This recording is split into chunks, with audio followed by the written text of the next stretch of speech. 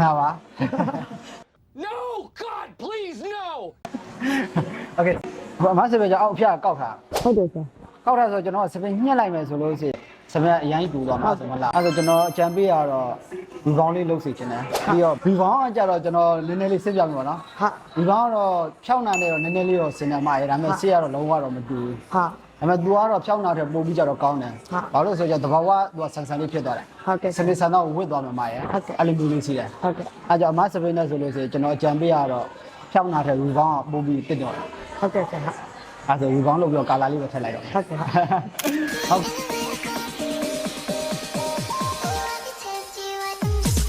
Hope a trap raise your type. Why? Cause I don't have a 9 to 5. Alright, I get that your standards high, but I'm not a random guy, I'm different. Literally. When I write my rhymes, you say you don't like that line, I'll switch it. Come on. You said you don't like my life, you said you don't like my guys, you're tripping.